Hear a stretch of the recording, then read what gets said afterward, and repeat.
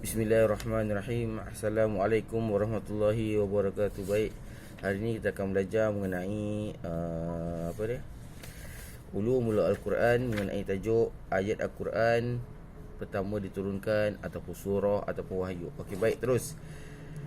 Ada beberapa pandangan ulama mengenai surah ataupun wahyu yang pertama diturunkan. Yang pertama, kebiasaan kita dengar surah wahyu yang pertama diturunkan adalah surah Al-Alaq, iaitu Iqra bismi rabbikal ladzi khalaq, dan seterusnya hingga ayat yang kelima.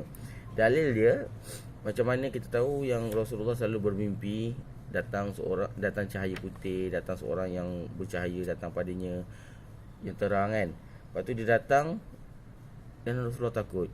Bila diceritakan kepada Siti Khadijah kata, pergilah kau bersendiri.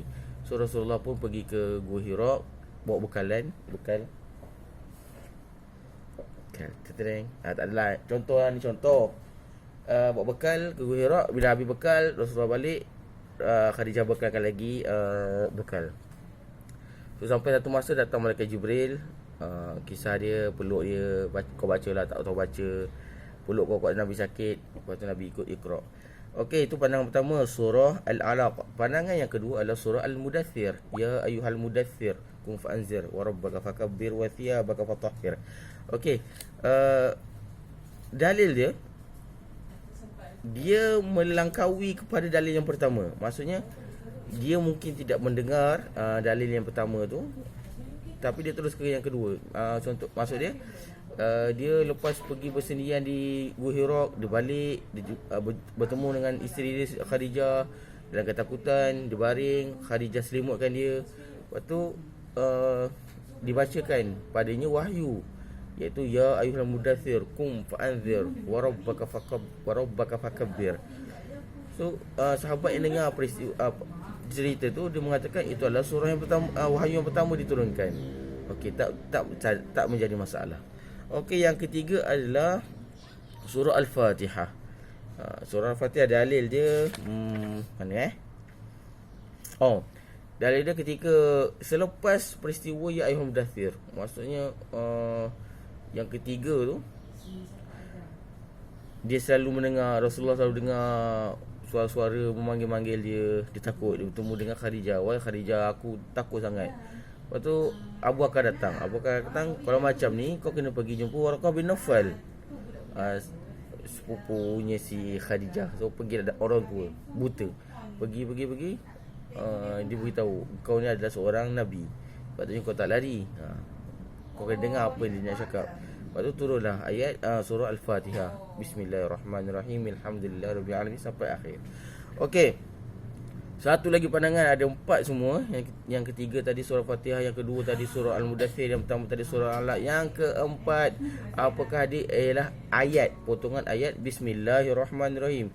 So hari ini kita belajar ada empat pandangan ulama yang mana turun dulu, surah Al-Alaq, surah Al-Mudaththir, surah Al-Fatihah dan ayat Bismillahirrahmanirrahim.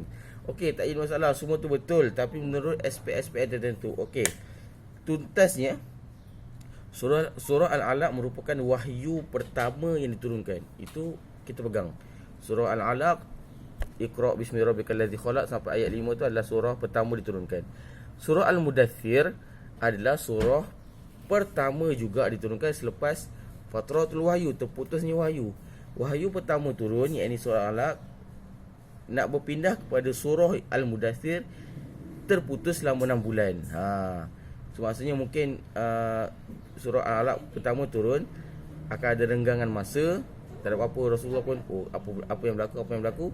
So surah Al-Mudaththir keluar waktu selepas 6 bulan, menjadi surah pertama selepas surah Al-Alaq. Okey, baik, ketiga surah Al-Fatihah. Surah Fatihah kita dah bincang tadi mengenai surah pertama diturunkan. Ya, surah Fatihah turun sebagai surah pertama yang lengkap diturunkan kepada Rasulullah. Surah Al-Alaq turun tidak lengkap 1 sampai 5. Surah Al-Mudaththir pun sama, sampai warabbaka fakabbir wa thiyabaka fatahhir, tak lengkap. Dan yang ketiga kita bincang tadi, surah Fatihah adalah surah pertama diturunkan dengan lengkap. Dan kita bincang juga tadi yang keempat, ayat yang diturunkan pertama ialah surah Fatihah. Ustaz ulang. Bismillahirrahmanirrahim menjadi ayat yang pertama diturunkan di dalam kehidupan Nabi Muhammad sallallahu alaihi wasallam. Okey, baik, Ustaz ulang. Surah Al-Alaq kita berpegang bahawa itu adalah surah pertama yang menjadi wahyu yang pertama diturunkan kepada Nabi Muhammad. Yang kedua, surah Al-Mudaththir turun menjadi surah pertama juga, wahyu pertama, tetapi selepas terputusnya wahyu 6 bulan daripada surah Al-Alaq. Yang ketiga ialah surah Fatihah turun menjadi surah pertama yang lengkap. Dan yang keempat, ayat Bismillahirrahmanirrahim menjadi ayat yang pertama diturunkan kepada Rasulullah. Okey, baik. So soalan hari ni,